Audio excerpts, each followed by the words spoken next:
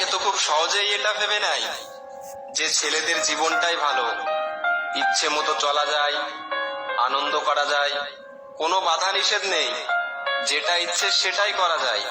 কিন্তু সত্যি কি তাই? না, একদমই না। বাস্তবে ছেলেদের জীবন ঠিক ততটা সহজ হয় না যতটা সহজ মনে হয়। বাস্তবে ছেলেদের জীবনটা ঠিক কেমন জানো?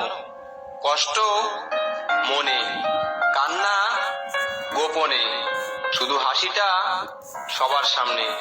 আর এই কারণেই অনেকে ছেলেদের জীবনটাকে সহজ ভেবে নেয়, কিন্তু বাস্তবে ছেলেদের জীবনটা ঠিক ততটা সহজ নয় যতটা সহজ মনে হয়। মেয়েরা একটু সুন্দর হলেই তাকে অনেক মূল্যবান বলে ধরে নেওয়া হয়, কিন্তু ছেলেরা যতই সুন্দর হোক না কেন তাতে কিচ্ছু যায় আসে না। কারণ ছেলেদের শুধু সৌন্দর্য থাকলেই হয় না, বরং সৌন্দর্যের পাশাপাশি ভালো গাড়ি বাড়ি চাকরি ডিগ্রি সমস্ত কিছু থাকতে হয়। হ্যাঁ, এটাই ছেলেদের জীবন, যাদের চেহারা চরিত্র দেখে নয়, বরং গাড়ি বাড়ি টাকা পয়সা দেখে বিচার করা হয়। ভালোবাসায় ব্রেকআপ হলে বেশিরভাগ ছেলেরাই আত্মহত্যা করে।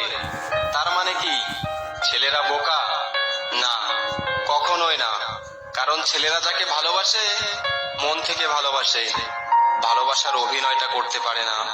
ছেলেরা বিশ্বাস করতে জানে, তাই বারবার ধোঁকা খায়। সত্যি ছেলেদের জীবনটা ঠিক ততটা সহজ নয় যতটা সহজ মনে হয়। যদি ছেলেদের জীবনটা সহজই হতো, তাহলে আজ হাজার হাজার ছেলেদের কিছু পয়সার আশায়, শুধু পরিবারের মুখে একটু হাসি ফোটানোর আশায় দিনের পর দিন বাইরে কাটাতে হতো না। আসলে একটি ছেলের শুধু নিজের কথা ভাবলেই হয় না, তাকে একটি পরিবারের কথা ভাবতে হয়। শুধু নিজে বাঁচার চিন্তা করলেই হয় না, তাকে একটি পরিবারকে বাঁচিয়ে রাখতে হয়। হ্যাঁ, এটাই ছেলেদের জীবন, যেখানে নিজে জ্বলে গেলেও অন্যকে আলোকিত করে যেতে হয়। সত্যি ছেলেদের জীবনটা ঠিক ততটা সহজ নয় যতটা সহজ মনে হয়।